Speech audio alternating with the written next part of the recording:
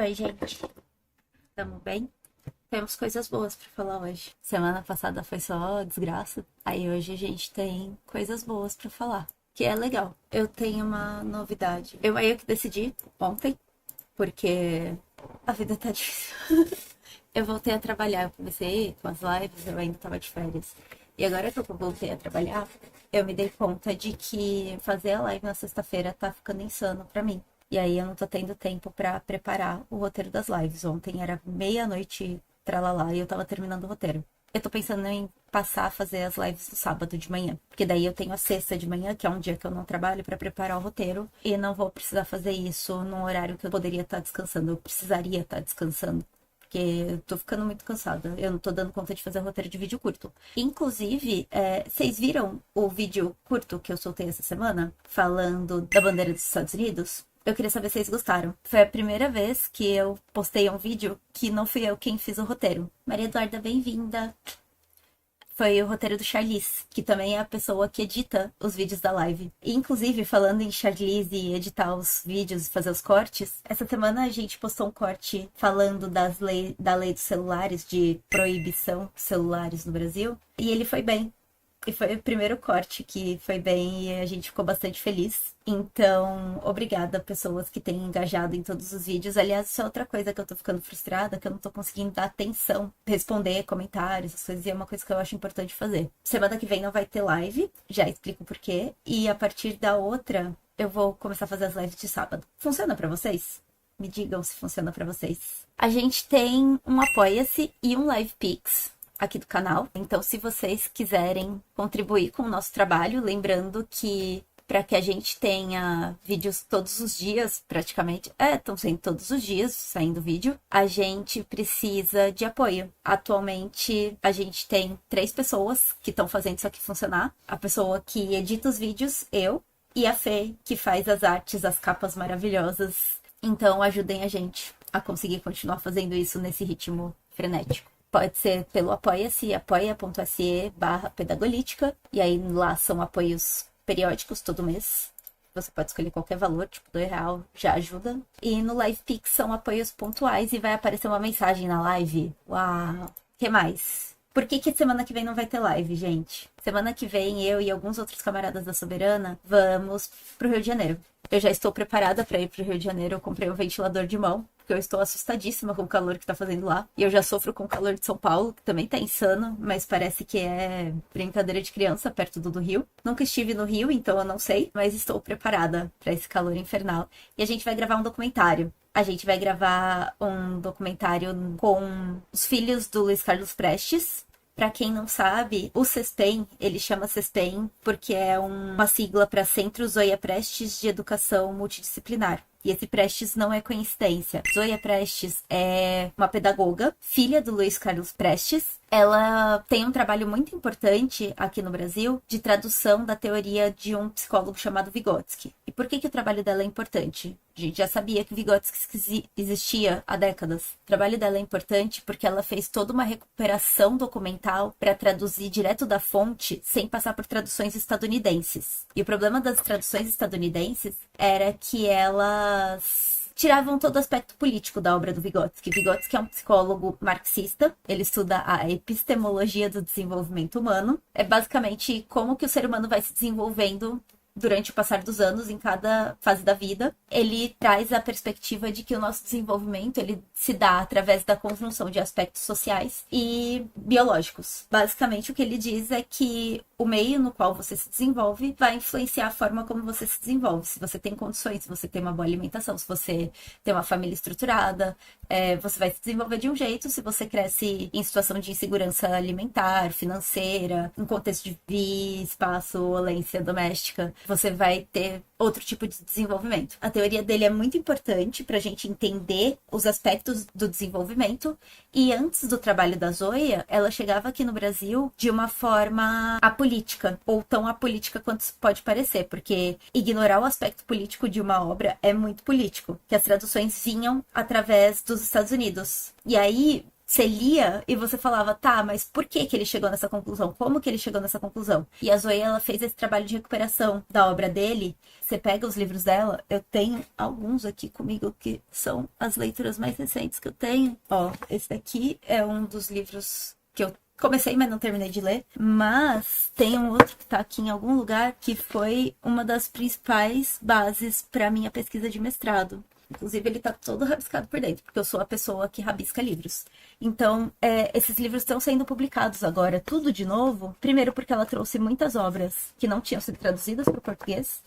E segundo, porque ela fez esse trabalho de recuperação do aspecto político da obra dele. Para além disso, ela fala muito de educação soviética, de como era a educação na União Soviética. Ela estudou lá, ela foi criada na União Soviética, porque ela estava exilada junto da família dela na época da ditadura. E aí, quando a gente estava pensando, quando o CESPEM ainda era uma ideia, a gente pensando num nome e chegamos à conclusão de que se a gente fosse homenagear alguém, a gente queria homenagear uma figura viva. Porque a gente traz muitos nomes de pessoas, inclusive de outros países, que estudam a educação e que trabalham a educação, mas eu sempre penso que isso acaba fazendo com que as pessoas sintam que pensar a educação numa perspectiva comunista é algo muito distante da nossa realidade. A gente entendeu que a gente queria um nome brasileiro, de alguém que tá vivo atualmente, de preferência que fosse uma mulher. Então, na época, como eu tava durante a pesquisa de mestrado, eu tava com o nome da Zoe muito presente na minha cabeça, sugeri o nome dela, todo mundo gostou. E ela abraçou muito a ideia. Ela trabalha em parceria com a gente desde que ela descobriu o CESPEM, porque a gente cometeu a gafe de não mandar mensagem pra ela antes, falando, tipo, oi, tudo bem? A gente quer homenagear você com o projeto. Mas ela sempre foi muito aberta, muito querida. E aí a gente tá construindo um documentário juntos. Eu ainda não vou falar o que é esse documentário, mas estamos muito animados. Parte do motivo pelo qual eu tô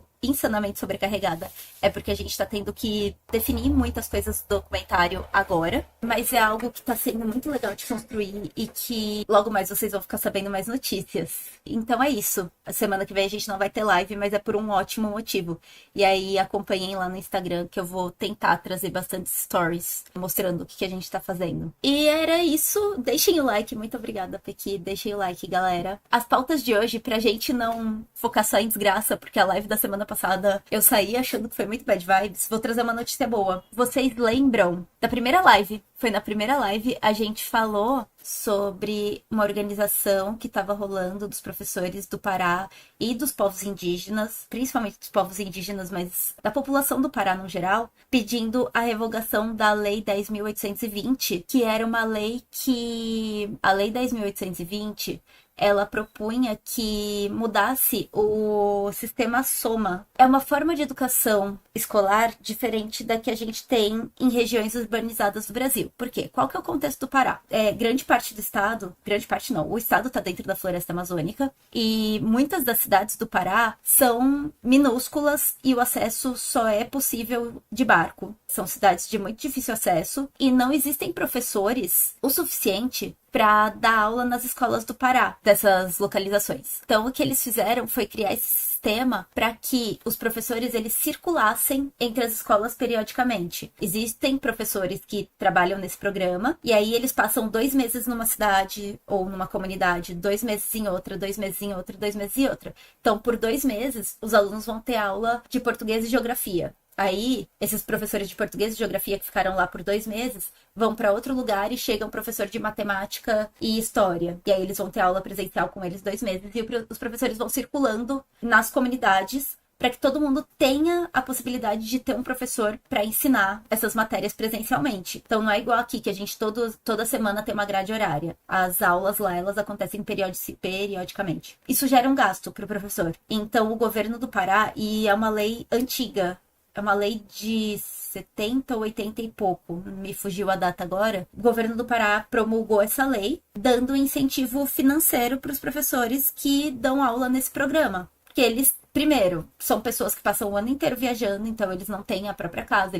Existe toda uma questão aí que faz com que seja algo que eles precisem de maior remuneração. E aí, considerando que o salário do professor no Pará é bem mais baixo do que o daqui de São Paulo, por exemplo. Então, eles têm esse adicional para trabalhar nesse programa, que é tanto para cobrir gastos que eles têm para se deslocar entre as comunidades, quanto para compensar essa dificuldade de dar aula nesses lugares. Nessa lei 10.820, o que foi proposto é que essa remuneração passasse a ser de acordo com a distância da comunidade, sendo que o problema aí não é a distância necessariamente, é a dificuldade de chegar. E quem definiria se essa distância vale R$ 1.000 a mais de adicional ou 6.000 era o governo. E que se os professores se recusassem a dar aula nesse modelo, eles dariam aula online. Então imagina você ter toda a sua educação básica em aulas online. A gente viveu um contexto de pandemia no qual se tentou fazer isso e foi um fiasco. Qualquer escola que não tivesse muita estrutura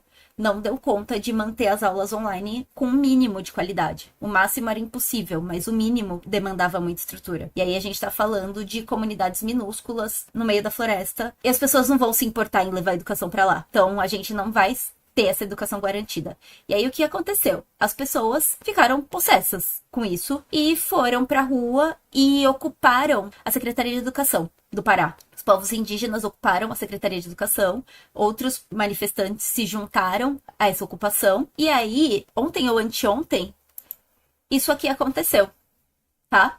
A Assembleia Legislativa revogou a Lei 10.820, garantindo essa vitória para os povos indígenas, para os povos ribeirinhos, para as comunidades do estado do Pará. E aí, por que eu trouxe essa matéria? Para além de ser importante a gente olhar para uma vitória da classe trabalhadora, né? É importante a gente olhar para como a classe trabalhadora organizada e unida tem força. Vocês estão vendo essa quantidade de gente aí? Eram pessoas que estavam há mais de mês organizadas e ocupando um espaço público, pedindo a revogação de uma lei que ia prejudicar elas. A gente tem que aprender com isso. A gente tem que olhar para isso e falar, é assim que a gente tem que agir. Pará não tem uma grande população. A população do Pará, considerando o tamanho do território, é bem reduzida. Porque é um território de floresta. E, se eu não me engano, eles têm a menor densidade demográfica do Brasil. Ou a segunda menor, uma coisa assim. Então, foi gente pra caralho pra rua. Foi gente pra caralho ocupar a Seduc. E eles conseguiram a revogação dessa lei. Aprendamos com a população do Pará.